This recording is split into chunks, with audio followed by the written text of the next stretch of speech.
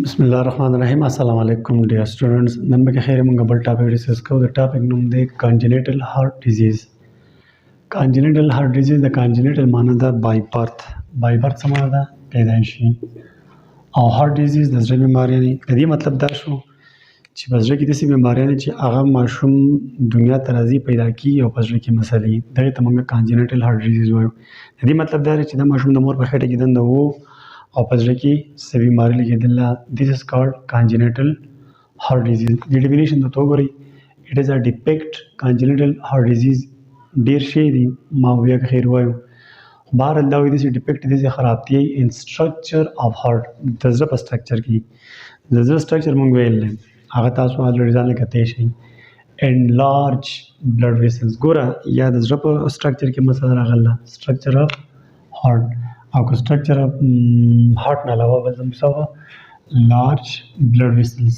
زړه دی زړه ته څه رګونه راغلي او څه دي تللي نو په دغه کې هم مسله کیدی شي. of newborn baby د نوي پیدا شوي ماشوم په زړه کې مسله ده. په څه کې مسله ده؟ structure of heart او large blood vessels کې مسله ده. نو داسې کنډیشن ته موږ congenital heart disease وایو. ګورئ دا اوس زموږ سره یو ماشوم زړه دی. په دې ماشوم کې تاسو سټرکچر دا دی لکه دا زموږ سره 4 چیمبر 1 2 3 4 ٹھیک ده. او دې 4 چیمبر سره بیا 4 والي یو وال دا دی یو دا دی یو وال دا دی او یو وال دا دی. نو په دې چیمبرو کې مسله یا په دې والونو کې مسله دا وال یا دا وال ٹھیک ده. په دې کې څه مسله ای او د دې نه علاوه زموږ سره دا دیوال نه دا دې موږ سپټم وایو. خصوصا دا سپټم او دا په دې سپټم کې هم څه مسله پیدا کېږي. یا بس که خیر په دې ټایپس کې بیا وایم.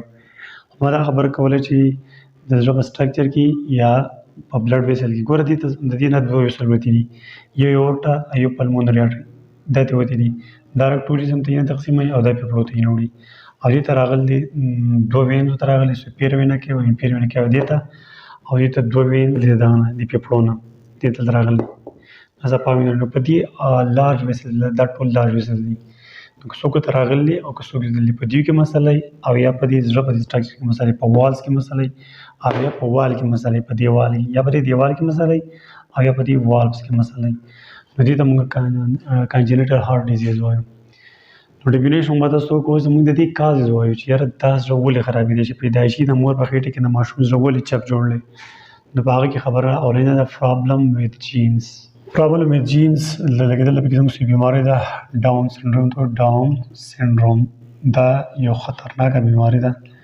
په دې کې زموږ سره د جین او د کروموسوم مسله مهاره ډاون سنډروم موږ ځان لکه خیر ډسکس کوو. دلته خبرونه کوم یو کنډیشن دی یو سنډروم دی چې په دې کې زموږ سره د جینز او د مطلب د کروموسوم مسله پیدا کېږي.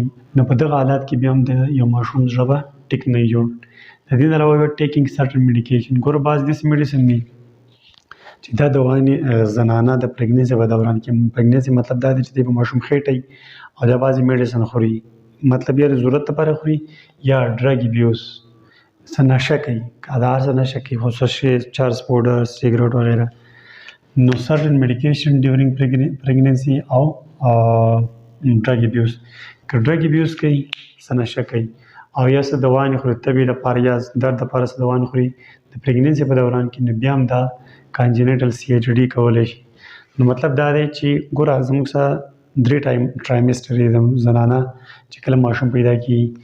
یو ته موږ فرست ټرایمسټر وایو فرست ټرایمسټر او بل ته سیکنډ ټرایمسټر او بل ته تھرډ ټرایمسټر. دا فرست ټرایمسټر نه دی دا مطلب د 1 نه د 3 میاشتو پورې دا اولنې 3 میاشتې چې کومې دي په دې کې خو د یاره زنانه بیخي ځان د میډیسن نه وساتي بس که تب او درد وغیره څه برداشت کوي دي او فرست ټرایمسټر کې دي کوشش کوي چې دا داسې میډیسن نه استعمالوي. شته بیا داسې میډیسن شته چې پریګننسي کې علاج وړي خو کوشش کوي چې هغه دې نه استعمالوي او که بیا ډېر زیات تکلیف ول بیا به د خاص ډاکټر نه به د هغې علاج کوي په عام کس ته علاج نه کوي. ټیک ده. سیکنډ ټرایمسټر کې هم بیا ګزاره کوي چې استعمال شي. نو تھرډ ټرایمسټر کې بیا ماشوم ته دوا نیسن. خو ګوره په فرست ټرایمسټر کې دواګانې انتهایي استعمالول لکه دا د ماشوم زیاتې کول دي. ټیک ده. د دې علاوه بیا ما خو دا خبره وکړه چې د پریګننسي د حمل په دوران کې دواګانې خوراک یا نشه کول دا به هم زموږ سره د ماشوم زړه چپ جوړېږي د مور په خېټه کې او بل وایرل انفیکشن. روبیلا نومې وایرس دی، که دا وایرس د پریګنینسي په دوران کې د ښځې د زنانه خېټ جسم ته ننوت، نو بیا به د دې انسان د دې ماشوم چې په کوم خېټه کې جوړېږي د زړه کې به مسله پیدا کېدای شي. دغه مونږ کازز ویل، کازز کې دا ده چې دا د کروموسوم مثلا کېدای شي، کروموسوم کې اونچ نیچ راغی، او بل د پریګنینسي په دوران کې د واین استعمالول یا د علاج لپاره یا د نشې لپاره دغه مسله جوړولی شي. او وایرل انفیکشن د وایرس د وجې نه مطلب روبیلا نومې وایرس دی، که هغه ټیک د پریګنینسي په دوران کې په زنانه وکړو نو دې ته به دغه لګي، د ماشوم زړه به ټیک نه جوړېږي. اوس پکې دلته زموږ سره کانجینټل هارټ ډیزیز زموږ یو درې قسمه ډېرې دي، خو ما یو درې تلترګي دي. یو زموږ سره دی هایپوپلیجیا. هایپوپلیجیا څه ته وایي؟ دلته وګورئ، دا زموږ سره زړه دی نارمل دی، زموږ سره 4 خانې 1 2 3 4 2 اریکلي 2 وینټریکلي. نو په هایپوپلیجیا کې به زموږ سره د زړه یو وینټریکلي، ټیک ده. دا وګورئ، دا زموږ سره زړه دی، دا ټیک ده. دا برخه زموږ سره د دې 2 اریکلي شوي، خو وینټریکلي څه دی؟ وینټریکلي یو دی. نو په دې کې به چې د دې نه وینه دلته راغله او د دې نه وینه دلته راغله، مطلب د دې نه صفا وینه دلته راغله او د دې نه څښا وینه راغله، دلته کې به بیا د دې نه اورټا موتي او پلمونري آرټري ته موتي د دې وینټریکل نه. نو دا یو مسله ده، په دې کې قدرتي طور باندې یو وینټریکل جوړ شوی. زموږ عام نارمل دوی، خو په هایپوپلیجیا کنډیشن کې، په هایپوپلیجیا مرض کې د زړه یو وینټریکلي، ټیک ده، هغه 2 وینټریکلي پکې نه وي. دا هایپوپلیجیا د کنډیشن چې کومه ده دا ډېر زیات ریئر دی، ډېر زیات کم دی. وګورئ سیریس ډېر زیات دی، ډېر خطرناک کریټیکل دی. دا ډېر زیات کم زیات تر خلکو ته نه کېږي، او که وشو نو ډېر خطرناک دی. کلیر دی. به چې دا چاته و د دې نتیجه به صحیح، نتیجه یې دغه ده چې دې ته د دې صفا وینه راغله، دې نو ته ګنده راغله، نو دا به آیورټا او پلمونري آرټري د دواړو وتې دي که نه، دا به لکه ټول جسم ته هم دغه مکس وینه لګي. مکس مطلب ممسخه او اکسیجنیټ او ډي اکسیجنیټ بلډ په دې وینټریکل کې مکس پروت دی که نه، دغه ټول جسم دغه مکس وینه لګي او پیپړو ته هم مکس وینه لګي. نو دا کریټیکل یا خطرناک حالات شو که نه. په دې پسې بیا زموږ سره ابسټرکشن ډیفیکټ. ابسټرکشن ډیفیکټ څه ته وایي؟ په ابسټرکشن ډیفیکټ کې دا مسله وي لکه دا زړه دی، په دې زړه کې دا 4 والي دي 1 2 3 4. دا والونه بلاک دي، مطلب د کې پیدایشي طور باندې دا بلاک دي، یا ډېر زیات تنګ دي او یا بلاک دي دا، او یا کومه ایورټا چې ته وته دا ایورټا د نارمل تنګ ده یا بند ده، او یا د پلمونري آرټري وته دا یا تنګ دی یا بند دی، او یا ته کوم وین چې راغلی دا یا تنګ دی یا بند دی. بس 2 خبرې شوې په ابسټرکشن. ابسټرکشن لاسره کې بندېدو ته وایي.